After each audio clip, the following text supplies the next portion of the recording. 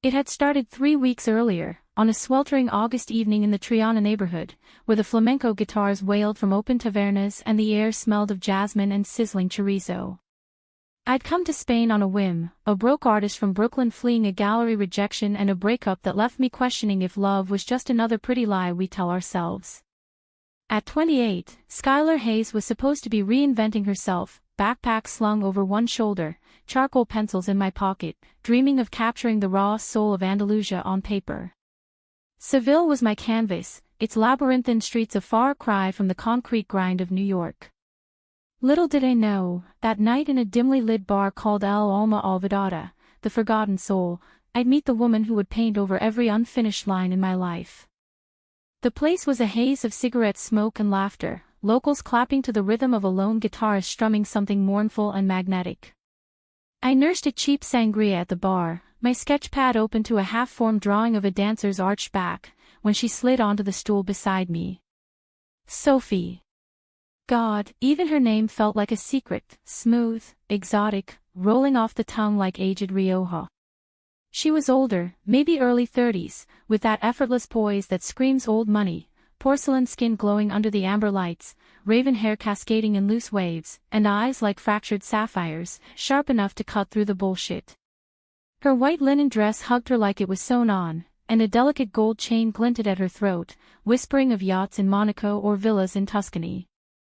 "Que de bouge l'artiste?" she asked, her accent a velvet blend of British polish and something warmer, more elusive, French, maybe. Her voice was low, intimate, like she was sharing a confidence meant only for me. I glanced up, caught off guard by the way her gaze held mine, unblinking. "Just trying to catch the fire in her feet," I replied, flipping the pad toward her. "The dancer. You ever feel like life's one big performance, and you're improvising half the steps?" She laughed, a sound like wind chimes in a storm, light but laced with something deeper, shadowed. "All the time, darling. Especially here, where the past clings like humidity." She ordered us another round, her fingers brushing mine as she handed me the glass, and just like that, the bar faded. We talked for hours, about the ghosts in Seville's Alcazars, the way Gaudí twisted stone into dreams back in Barcelona, how she'd wandered Europe for years, chasing sunsets and stories. She called herself a professional drifter, heir to some vague shipping fortune her family had built on the bones of colonial trade. "It's all so tiresome," she sighed, tracing the rim of her glass. "The expectations, the galas. I come to places like this to remember I'm alive." I bought it hook, line, and sinker. Weren't we all running from something? By midnight, we'd stumbled out into the night, her arm linked through mine as we wandered the riverside, the Triana Bridge arching overhead like a lover's promise.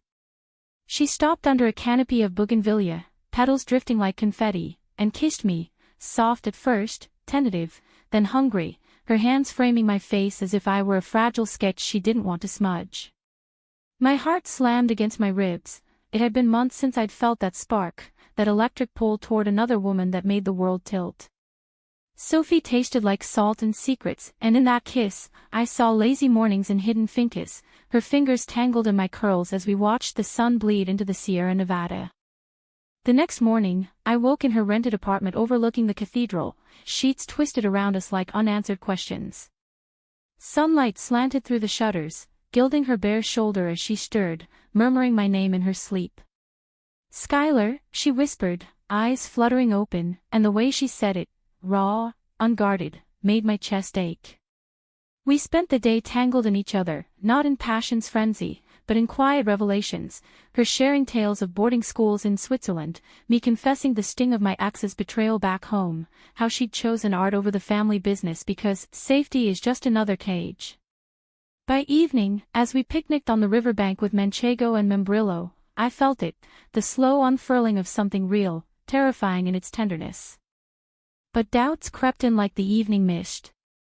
Sophie paid for everything, the candlelit dinners at hidden tapas joints, the private flamenco show where she pulled me onto the floor, our bodies swaying in sync under the watchful eyes of stern-faced purists. "Let me spoil you," she'd say, her smile disarming, and I'd laugh it off, chalking it up to her heiress whims. After all, what harm in a summer romance? I was the wandering artist, she the jet-setter slumming it in Seville for thrills. Our nights blurred into a rhythm, sketching her profile by lamplight while she read poetry aloud, Federico Garcia Lorca's verses about gypsy ballads and forbidden loves, her voice weaving spells that bound me tighter. One evening, as thunder rumbled over the Alcazar gardens, she traced the freckles on my nose and said, "You see the world in lines and shadows, Skylar. I envy that. Me. I'm all smoke and mirrors." I should have seen the cracks then, the way her phone buzzed incessantly, silence with a flick of her thumb, the fleeting shadows that crossed her face when I asked about family. But love, or whatever this was blooming in my chest, is a blindfold we tie on ourselves. 2 weeks in, we took a day trip to Cordoba, the train rattling through olive groves that stretched like silver seas.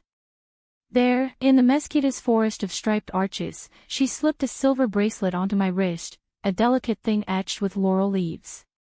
"For the girl who makes forgotten souls remember," she murmured, pulling me close amid the hush of tourists.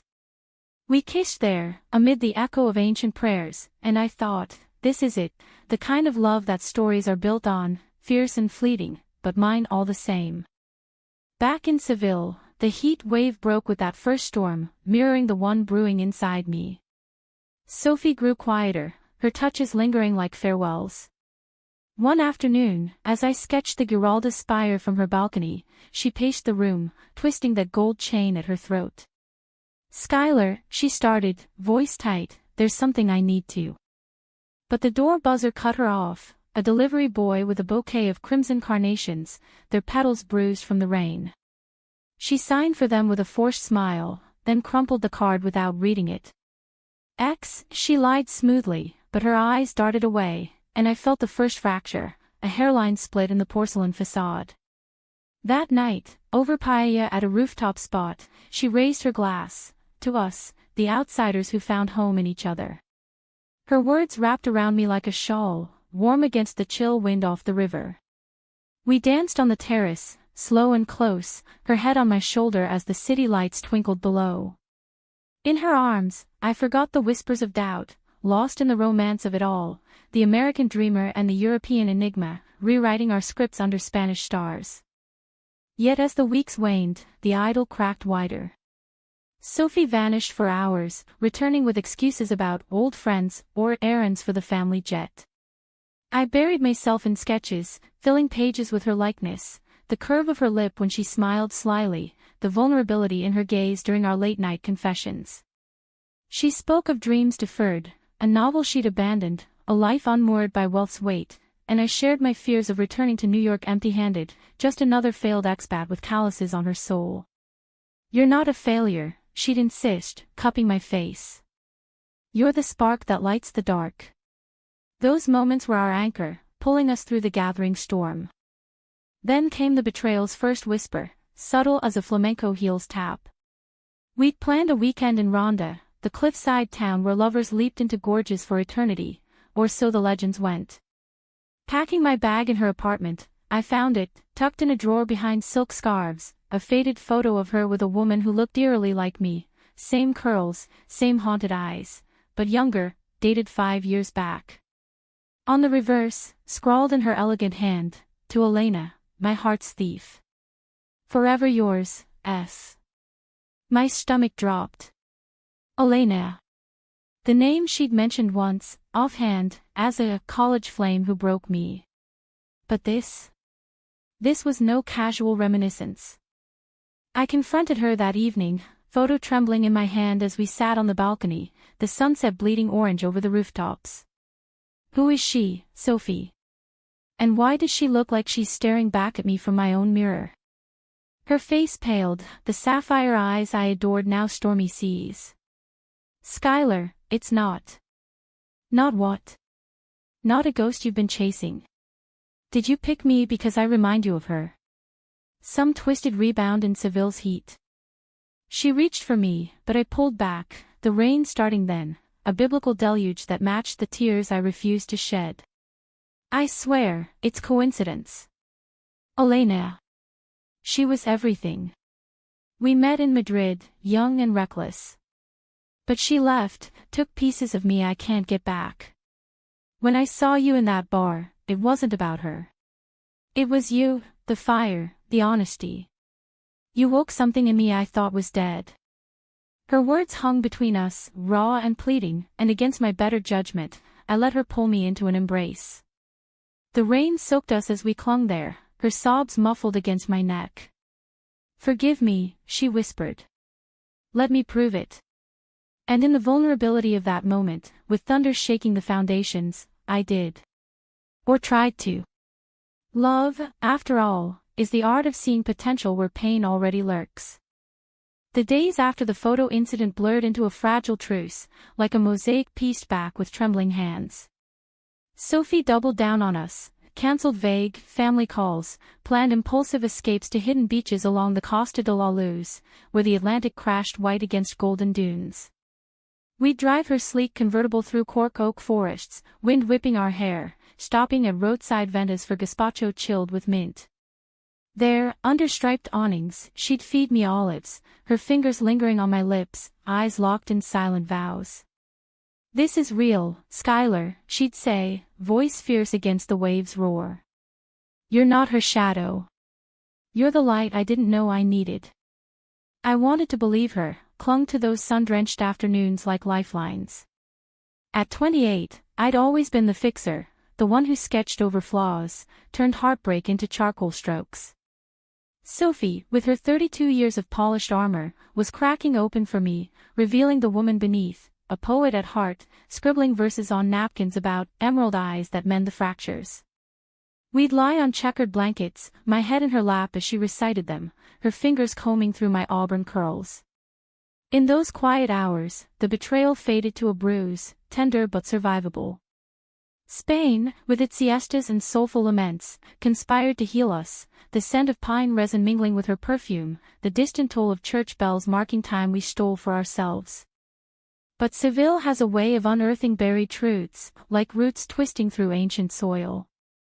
One humid evening, as cicadas chorused from the Plaza de España's tiled bridges, Sophie suggested we host a small gathering, friends from her drifter days, she called them.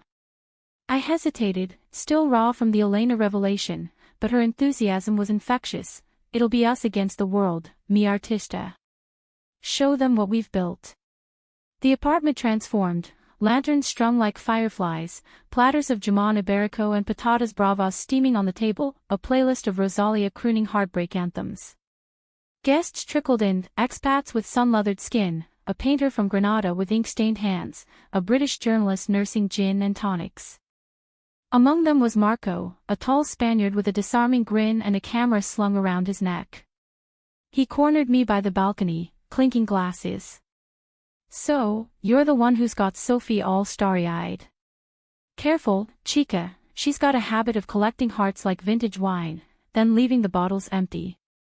His words landed like a slap, casual but cutting. I laughed it off, glancing at her across the room, where she held court with effortless charm, her laughter ringing like crystal. But doubt seeded, sprouting overnight. The next morning, hungover and hollow, I pressed her over café con leche on the balcony. "Marco said something last night. About you. Collecting hearts. What's that mean, Sophie? More ghosts?" She set her cup down, the porcelain clinking sharply. "Marco's a gossip with a grudge. We dated briefly, years ago, nothing serious. He's jealous, that's all." Her hand covered mine, warm and steady. "Trust me, Skylar. This, us, is different. Deeper."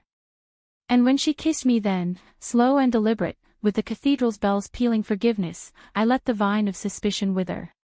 We spent the day wandering the Barrio Santa Cruz, its whitewashed walls dripping with geraniums, sharing empanadas from a corner stall.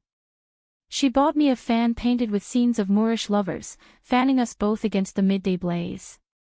For the heat, she teased, and the fire between us. Yet the cracks widened, invisible fault lines shifting. Sophie's absences grew. Late nights at meetings she dismissed with vague waves, her phone now locked with a passcode she swore was just habit. I threw myself into my art, the city's pulse-fueling feverish sketches, the Alcazar's labyrinthine patios, where fountains murmured secrets, the real Alcazar's gardens, where peacocks strutted like arrogant memories. One afternoon, alone in the apartment, I rifled through her desk for fresh paper, innocent curiosity, and found the letters. A stack, bound with twine, addressed to "My dearest Elena," in her looping script. Postmarks from Madrid, Paris, even New York. The top one, dated a month before we met: "I still wake to your absence, mi amor. No city fills the void you left. Come back, let me make it right." My world tilted. Betrayal, not singular but serial, a pattern woven through her life. I sat on the cool tile floor, letters spilling like accusations, tears blurring the ink. Elena wasn't a ghost, she was the blueprint, and I, just the latest echo.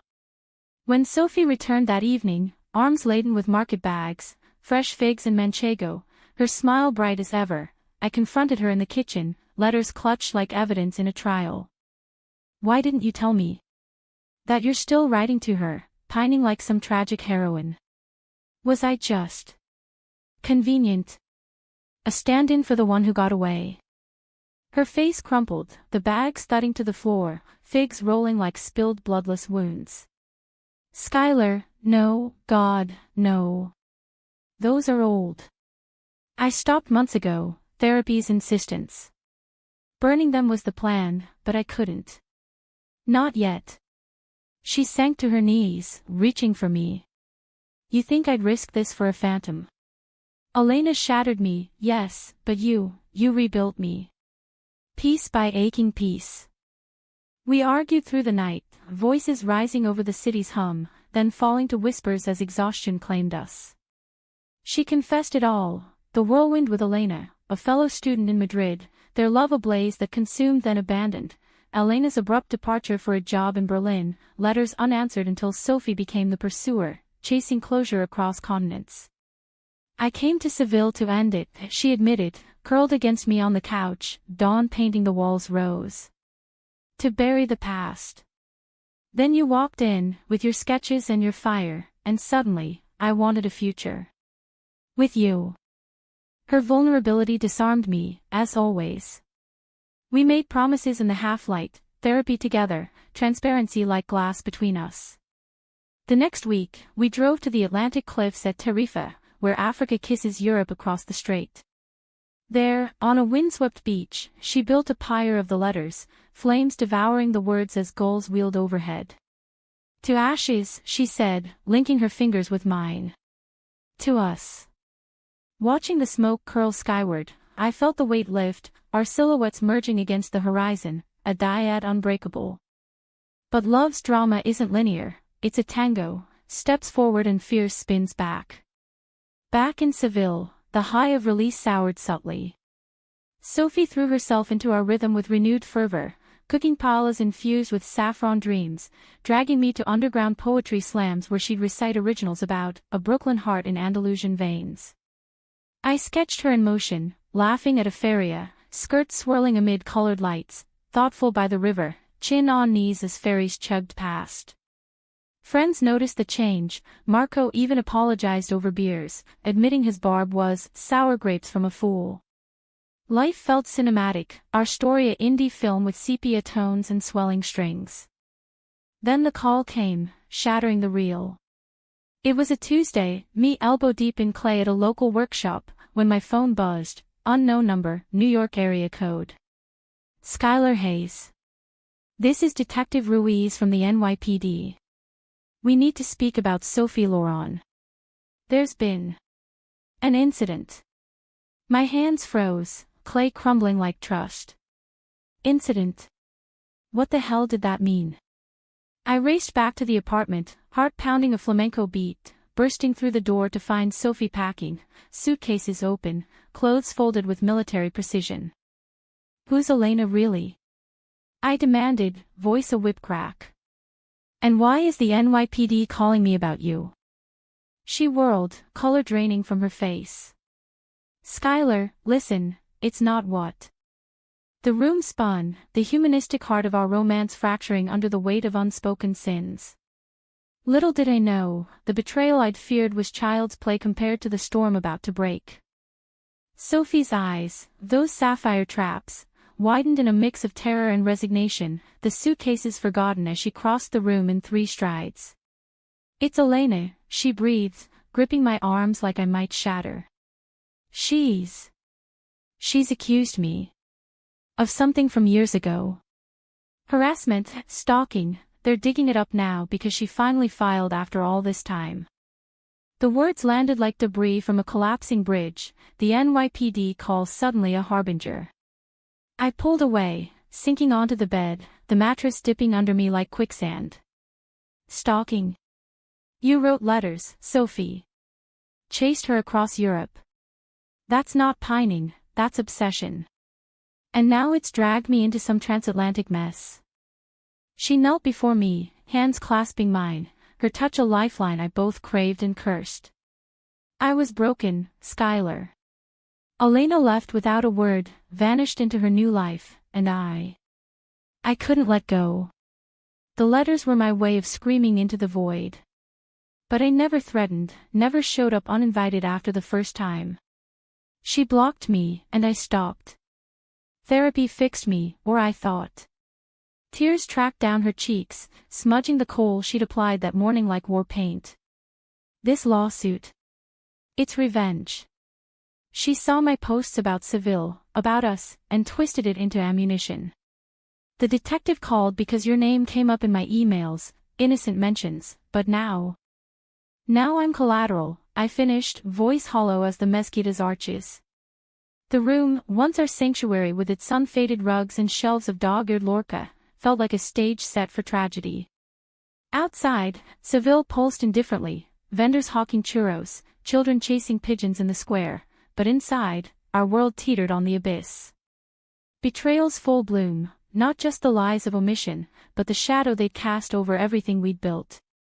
I thought of the bracelet on my wrist, its laurels mocking me now, victory for whom? We didn't sleep that night. Instead, we paced the apartment like caged flamenco dancers, air thick with recriminations and pleas. Sophie unpacked, layer by layer, her life unfolding in artifacts, a locket with Elena's photo inside, tucked away, emails printed and burned in the sink, acrid smoke curling like accusations. "I wanted to tell you," she insisted, voice raw by dawn. "From the beginning. But fear. It paralyzes. I saw in you the chance for redemption, a love untainted by my wreckage. And I saw a fantasy," I shot back, pacing to the balcony where the Giralda loomed like a judgmental spire. The rich girls slumming it, no strings, just summer magic. Turns out, you weren't looking for fun, you wanted salvation. At my expense. The irony burned. I'd pegged her as the untouchable heiress, breezing through hearts like passport stamps, when all along, she was the wounded one, seeking in me the absolution her fortune couldn't buy. The climax crested 2 days later, under a sky bruised purple with impending storm.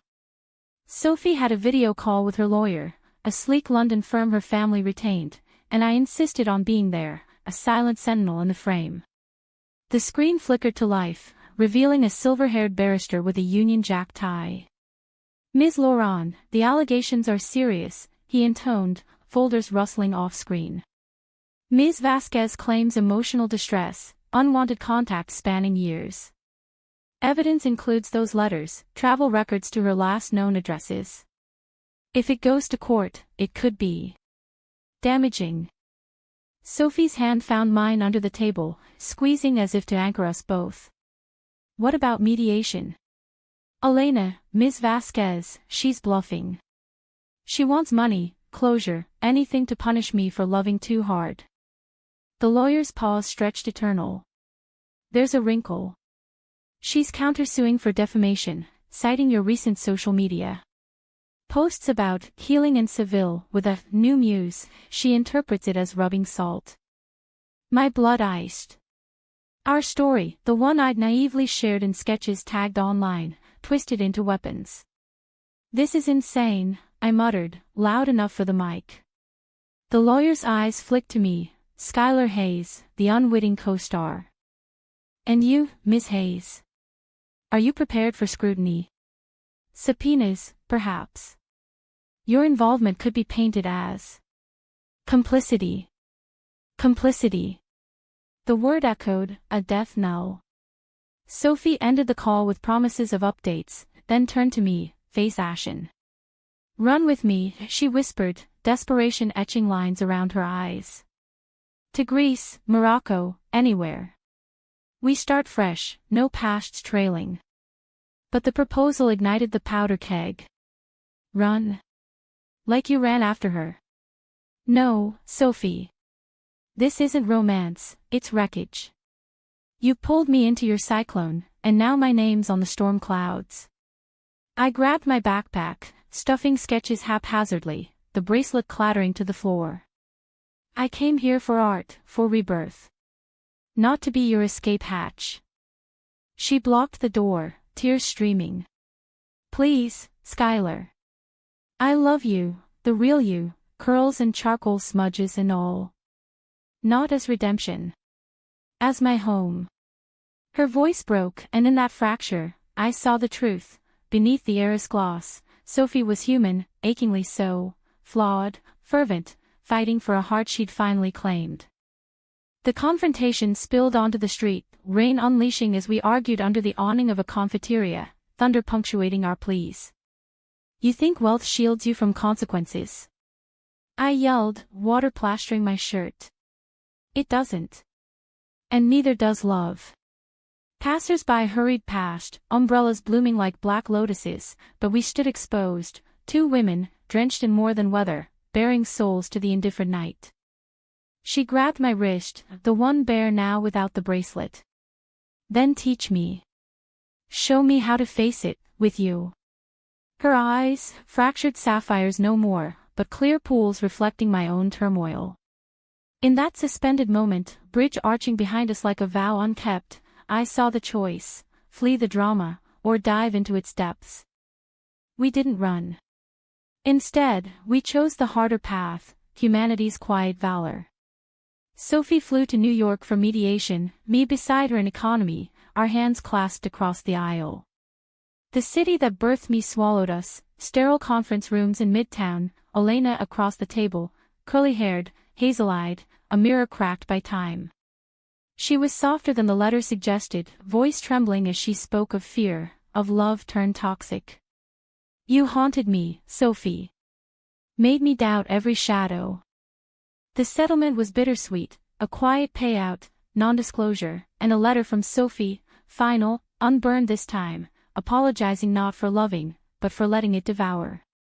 Elena nodded, tears mutual, and in that circle of fractured women, something healed, not perfectly, but profoundly. No victors, just survivors acknowledging the mess of hearts. Back in Seville months later, the rain had softened to a drizzle, the city exhaling autumn's gold. Sophie and I rented a tiny casita in Triana, walls papered with my sketches, hers now, too, tentative watercolors of waves and regrets. The lawsuit faded to footnotes, therapy our weekly ritual, weaving vulnerabilities into stronger thread. She wasn't the heiress for fun, I wasn't the muse for salvation. We were partners in the drama, scripting a romance laced with realism, arguments over who burns the paella, lazy Sundays tracing each other's scars. One evening, as the Guadalquivir reflected a harvest moon, Sophie knelt by the riverbank, not with rings but with a simple vow, I choose you, every shadowed day. Not despite the breaks, but because of them. I pulled her up, our kiss tasting of salt and second chances, the water lapping approval. In the end, love isn't the flawless canvas, but the one we repaint together, bold strokes over faded lines, turning betrayal to belonging. Seville taught us that, in its sun-baked stones and soulful songs, we found not perfection, but grace. And in each other's arms, a heart whole at last.